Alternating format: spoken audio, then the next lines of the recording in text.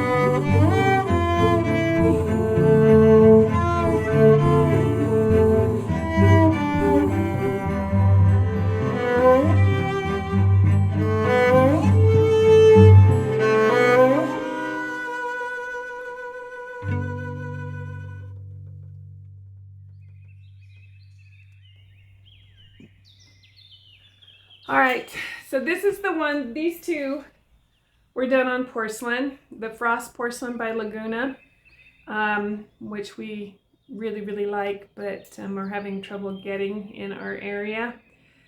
Anyway, this is the one that I did, now if I can remember, because I haven't watched the video. Abalone was the base, and then I wanted more of the pinky purples with this. Let me see if I can get a real good close-up of this glaze and how pretty it is. So this was the abalone, the autumn purple, and soft red. And then I did put one coat of winter woods on the bottom. If I was going to do this again on this type of mug with the Frost porcelain, because it does, oh, look at that on the handle. It does run a little bit. Porcelains tend to run, they're finer clays, and so the glaze it's slicker. I probably would back off, and I probably wouldn't do the winter woods. Or if I did the winter woods, I probably would only do one coat of the soft red, because I'm sure that's what got everything moving. Anyway, turned out really pretty. Just really, really love this glaze combination. And then this one was done on the Speckled Bee Mix by Laguna also. And I did put winter woods on the bottom of this. I didn't catch it in the filming, sorry. But I did do one coat. So this one was more stable, didn't run quite as much. I had 3 of these and I only had to grind on one. And I did birch on the outside. Birch is the base of winter woods. So I did birch on the outside. I did fire brick on the rim. I took the birch all the way to the fire brick. And then I did kimchi by Spectrum on the inside, over the fire brick, and then down to the birch on the outside. And then I did one coat of winter woods. But yeah, beautiful, just beautiful. I'm a huge fan of the fire brick. I just love what you can do with that. I mean, just look what it did there. Just so pretty. So pretty. And I love all the purples that you get with fire brick. I think purple and red together are really pretty. I just love purple. So anything that purple can go with, I am a fan. All right, so that's it for today's video. Hope you liked it. If you did, leave a comment and let me know if you want to see another one like this.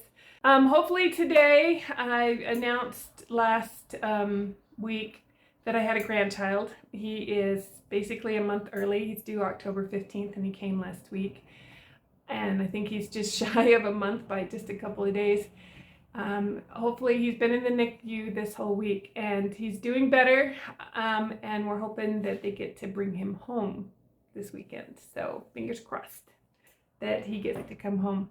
Anyway, go get muddy. Next week is the studio sale. Shoot, I am so far behind, you know? So far behind on everything. I probably need to start putting up some information about that. I will put information up on Instagram. If you've been following me for a while, you'll notice that I'm not a big fan of social media. I like YouTube just fine, but the other ones just get annoying, and I would rather be doing than scrolling. So I will put up some information on Instagram. If you're in the area and you can come, it would be great to meet you. Anyway, go get muddy. I hope you have a great weekend, and we'll catch you in the next one.